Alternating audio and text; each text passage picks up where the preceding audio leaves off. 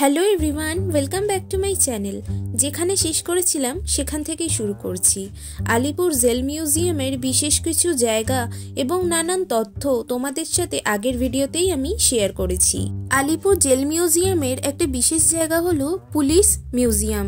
এখানে রাখা রয়েছে বিভিন্ন ক্যাটাগরির পিস্তল, বোমা এবং তলোয়ার। তার সাথে রয়েছে বিভিন্ন ধরনের আর্টিকেল, যেখান থেকে এইসব আগ্নেয় অস্ত্রগুলির বিশেষ তথ্য তোমরা জানতে পারবে। পুলিশ মিউজিয়াম ঘুরে আমরা পৌঁছে গেছিলাম ঐতিহাসিক কারাকক্ষ দেখতে, যেখানে ব্রিটিশ সরকার থেকে একসাথে একাধিক কয়েদিদেরকে বন্দি করে রাখত। এখানে খাওয়া দাওয়ার জন্য ফুড জোন আছে এবং ক্যাফেটেরিয়াও রয়েছে। এখানে কিছু খাওয়া দাওয়া করে আমরা চলে গেছিলাম আর্ট গ্যালারিতে, যেখানে ফ্রিতে লেজার লাইট শো চলছিল। আমাদেরকে অনেকটা ওয়েট করতে হয়েছিল, কারণ কি লেজার লাইট শো দেখার জন্য প্রায় অনেক মানুষই লাইন দিয়ে দাঁড়িয়েছিল। আমাদের লাইনের সংখ্যাটা অনেক পরে ছিল বলে আমরা আর্ট গ্যালারির আশেপাশেটা ঘুরে দেখছিলাম, যেখানে রাখা ছিল বিভিন্ন ধরনের কয়েন্স। আমাদের যে ইন্ডিয়ান কারেন্সি রয়েছে, সেই ইন্ডিয়ান কারেন্সিকে আর্টের মাধ্যমে এখানে রিক্রিয়েট করা হয়েছে।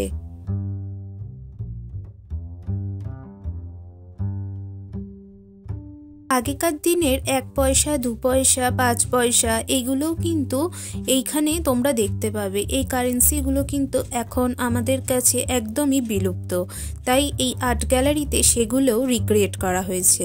আর্ট গ্যালারির আশেপাশেটা বেশ ভালো করে দেখা হয়ে গেছে, এবার চলো ভেতরে যাই।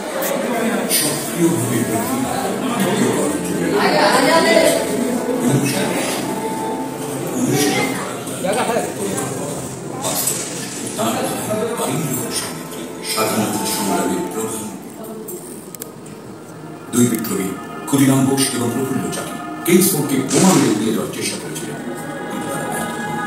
ব্রিটিশের হাতে ধরা পড়ার আগে দেশপ্রেমিক প্রফুল্ল চাকি আত্মহত্যা করেন। 19 বছর বয়সী যুবক ক্ষুদিরাম বোস ব্রিটিশের হাতে ধরা পড়ে, বিচারে তার ফাঁসি। ব্রিটিশরা অভিযান চালিয়ে অনেক সক্রিয়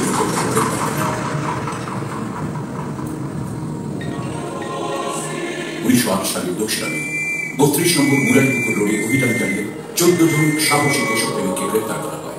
তাদের বিরুদ্ধে রুজু করা হয় মানিকতলা বোমা ষড়যন্ত্র মামলা। আজ আপনি যেখানে বসে আছেন, এখানে 30 জন সাহসী বিপ্লবী জেলের অন্ধকারে বন্দী ছিলেন। বিপ্লবীরা কারাগারের 4 দেয়ালে থাকতে পারে, কিন্তু দেয়াল কখনো বিপ্লবকে থামাতে পারেনি। বিপ্লব ঝড়ের মতো ছড়িয়ে পড়েছিল চারিদিকে।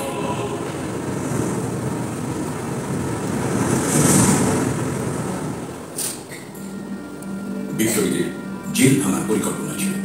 এই উপলক্ষে কারাগারের মানচিত্র তৈরি করা হয়েছিল। 23 নম্বর ওয়ার্ডে উত্তরের প্রাচীরে একটি পাখির দোকান এবং রান্নাঘর ছিল। উত্তরের প্রাচীর থেকে বন্দীদের যাওয়ার পর পরিষ্কারভাবে প্রস্তাবিত ছিল, যেখান থেকে সহজেই পালানো সম্ভব। গুপ্ত এজেন্সির দ্বারা গোপনে বালিশে লুকিয়ে রাখা 7টি পিস্তল, দড়ির মই এবং বোমা তৈরির উপকরণ কারাগারে পাঠানোর প্রস্তুতি নেওয়া হল। অরবিন্দ এবং বাবীন্দ্র ঘোষ প্রায় 30 জন বিপ্লবী ছিলেন এই জায়গায়। হঠাৎ খবর এলো নরেন্দ্রনাথ গোসাই ব্রিটিশ সরকারের লাল সাক্ষী হয়েছে। সমস্ত পরিকল্পনা তিনি ব্রিটিশকে জানাবেন। আন্দোলনের জন্য এটি একটি অত্যন্ত বিপজ্জনক বিষয়।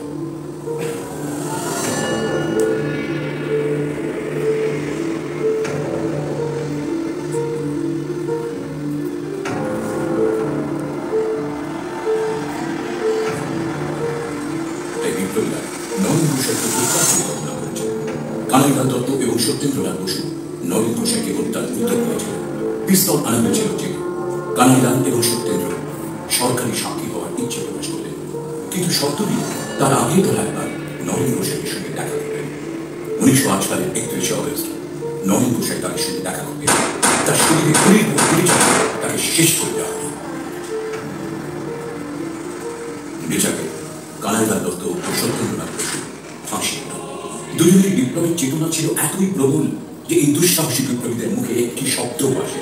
তারা হাসতে হাসতে আলিঙ্গন করেছিলেন মৃত্যুকে। মানিকতলা বোমা ষড়যন্ত্র মামলায় অনেক বন্দীকে কালাপানিতে পাঠানো হয়েছে। অনেকে প্রথমে মৃত্যুদণ্ড দেওয়া হয়েছিল, পরে তা কালাপানিতে পাঠানো এবং অন্যান্য শাস্তিতে রূপান্তরিত করা হয়েছিল। অরবিন্দ ঘোষের মামলায় রয়েছিলেন প্রখ্যাত আইনজীবী চিত্তরঞ্জন দাস।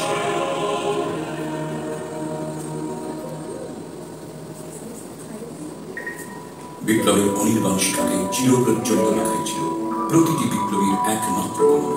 এই কামনা চরিতার্থ করতে যে কোনো শাস্তি তারা মাথা পেতে নিতে একটু পিছু হবে না। সেই আত্মত্যাগের সাক্ষ্য বহন করে আসে আলিপুর জেলের প্রতিটি দেওয়াল।